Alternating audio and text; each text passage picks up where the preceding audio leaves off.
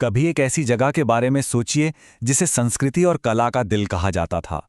एक ऐसा प्रांत जिसकी दौलत इतनी थी कि दुनिया की इकोनॉमी का एक बहुत बड़ा हिस्सा उसी से चलता था।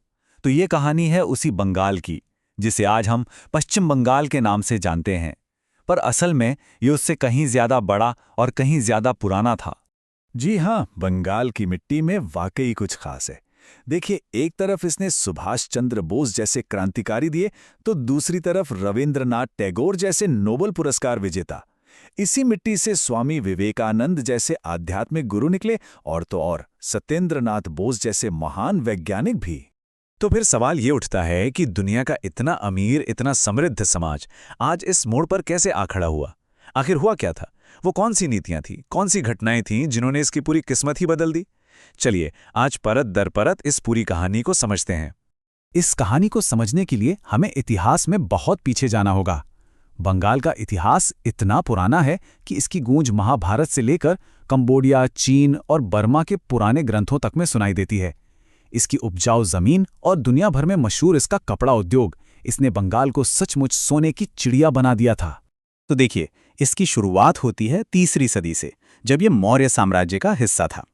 फिर शशांक के बाद आया पाल साम्राज्य, जो उपमहाद्वीप की आखिरी बड़ी बौद्ध शक्ति थी। 1204 में बख्तियार खिलजी के आने के साथ मुस्लिम शासन का दौर शुरू हुआ और 1352 तक बंगाल सल्तनत की स्थापना हो चुकी थी, जो अपनी बेहिसाब दौलत के लिए दुनिया भर में मशहूर थी। और फिर आखिरकार 1576 में अकबर ने इसे मुगल साम्राज्य में मिला लिया और बंगाल मुगलों का सबसे अमीर सूबा बन गया।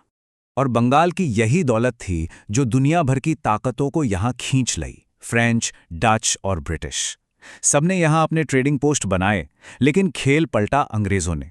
और यहीं से बंगाल की कहानी हमेशा हमेशा के लिए बदलने वाली थी। तो हुआ ये कि 1756 में सिराजुद्दौला नवाब बना और ईस्ट इंडिया कंपनी के साथ उसका टकराव शुरू हो गया। अब वजह क्या थी? पहली, अंग्रेज दस्तक पास का गलत इस्तेमाल कर रहे थे, जिससे नवाब का खजाना खाली हो रहा था। दूसरी, उन्होंने बिना इजाजत कलकत्ता में फोर्ट विलियम को मजबूत करना शुरू कर दिया। और हद तो तब हो गई जब वो नवाब के ही दरबार में उसके खिलाफ साजिशें करने लगे। अब प्लासी में जंग होनी थी। एक तरफ थी नवाब की सेना, जिसमें करीब 50,000 सैनिक थे और उन्हें फ्रांसीसी सेना का भी सपोर्ट था। वहीं दूसरी तरफ थे अंग्रेज, जिनके पास सिर्फ 3,000 सैनिक थे। लेकिन यहां एक बहुत दिलचस्प बात हुई। अचानक हुई बारिश ने नवाब की सेना का ज्यादातर बारूद बर्बाद कर दिया, जबकि अंग्रेजों ने अपना बारूद बचा लिया। लेकिन असली मोड़ तब आया जब जंग शुरू हुई। नवाब का सेनापति मीर जाफर, उसने गद्दारी की और अपनी सेना को जंग में उतारा ही नहीं। नतीजा, सिराजुद्दौला हार गया, पकड़ा गया और मार दिया गया। बक्सर की लड़ाई के बाद 1765 में इलाहाबाद की संधि हुई और इसी से अंग्रेजों को मिले दीवानी राइट्स, मतलब बंगाल, बिहार और उड़ीसा का पूरा टैक्स वसूलने का अधिकार। जरा सोचिए, एक ट्रेडिंग कंपनी अब पूरे इलाके की मालिक बन गई थी। ये असल में बंगाल को कानूनी तौर पर लूटने का एक लाइसेंस था। अंग्रेजों ने बंगाल को सचमुच बेरहमी से निचोड़ा और इस लूट का सबसे भयानक, सबसे खौफनाक चेहरा हमें 1770 के बंगाल के अकाल में देखने को मिलता है। इस अकाल में 1 करोड़ लोग भूख से मर गए। ये उस वक्त बंगाल की 1/3 आबादी थी। हर 3 में से 1 बंगाली मारा गया। और इस त्रासदी के बीच भी कंपनी ने टैक्स कम नहीं किया, बल्कि कुछ इलाकों में तो और बढ़ा दिया। अनाज अपने लिए जमा करके रख लिया, जबकि लोग सड़कों पर मर रहे थे। लेकिन कहते हैं ना, अंधेरा जितना गहरा होता है, रोशनी उतनी तेजी से उभरती है। इसी अंधेरे के बीच से एक नई रोशनी पैदा हो रही थी, एक बौद्धिक जागृति की रोशनी। देखिए, अंग्रेजों ने अपने फायदे के लिए पश्चिमी शिक्षा की शुरुआत तो की, लेकिन उनका यह दांव उल्टा पड़ गया। इससे एक ऐसा पढ़ा लिखा वर्ग तैयार हुआ जिसने अपने ही समाज और अंग्रेजों के राज पर सवाल उठाने शुरू कर दिए। इस जागृति के 3 बड़े स्तंभ थे। पहले, राजा राम मोहन राय, जिन्होंने ब्रह्मसभा के जरिए सती प्रथा जैसी कुरीतियों पर हमला किया। दूसरे, ईश्वर चंद्र विद्यासागर, जिन्होंने विधवा पुनर्विवाह के लिए एक जबरदस्त मुहिम छेड़ दी। और तीसरे, स्वामी विवेकानंद, जिन्होंने 1893 में शिकागो में अपने भाषण से पूरी दुनिया को भारतीय दर्शन की ताकत का एहसास कराया। बंगाल से उठ रही विरोध की इस आग को देखकर अंग्रेज जाहिर है परेशान हो गए। उन्हें बंगाल को किसी भी कीमत पर कमजोर करना था और इसका उपाय उन्हें दिखा बंटवारे में। उस समय के होम सेक्रेटरी H.H. रिस्ले ने अपनी मंशा साफ शब्दों में जाहिर की थी।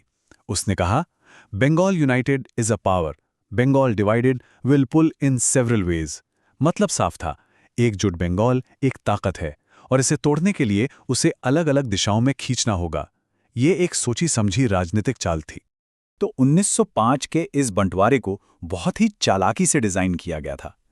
पश्चिम बंगाल में हिंदी और उड़िया बोलने वालों को मिलाकर बंगाली बोलने वालों को माइनॉरिटी बना दिया गया। वहीं पूर्वी बंगाल में मुसलमानों को हिंदुओं के मुकाबले मेजॉरिटी बना दिया गया। मकसद एकदम साफ था, राजनीतिक रूप से एक्टिव बंगाली हिंदुओं के असर को दोनों तरफ से कम करना। इस बंटवारे ने तो जैसे पूरे बंगाल में आग ही लगा दी। सड़कों पर विरोध प्रदर्शनों का सैलाब आ गया, स्वदेशी आंदोलन ने जोर पकड़ा और वंदे मातरम क्रांति का नारा बन गया। रविंद्रनाथ टैगोर ने हिंदू मुस्लिम एकता के लिए राखी बांधने की अपील की और इसी आग से खुदीराम बोस जैसे क्रांतिकारी भी निकले। विरोध इतना जबरदस्त था कि अंग्रेजों को झुकना पड़ा और 1911 में बंटवारे को रद्द कर दिया गया।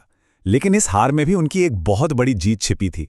उन्होंने ब्रिटिश भारत की राजधानी कैलकाटा से दिल्ली शिफ्ट कर दी, एक ऐसा कदम जिसने बंगाल के राजनीतिक महत्व को हमेशा के लिए कम कर दिया।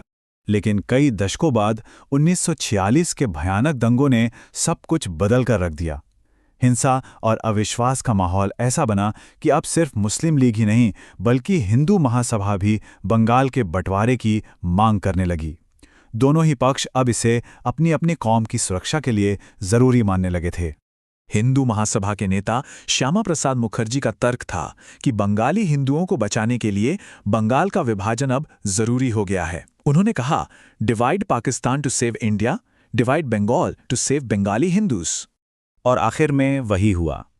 15 अगस्त 1947 को जब भारत ने आज़ादी का सूरज देखा तो बंगाल ने एक और बंटवारे का दर्द झेला। पश्चिमी हिस्सा भारत का अंग बना, जिसे हम आज पश्चिम बंगाल कहते हैं, और पूर्वी हिस्सा पूर्वी पाकिस्तान बन गया। बंगाल का पुनर्जन्म तो हुआ, टूटा हुआ, मगर आज़ाद। पर उसकी कहानी यहाँ खत्म नहीं होती। सवाल ये है कि आज़ादी के बाद इस धरती का क्या हुआ? खैर, ये कहानी हम अगले भाग में जानेंगे।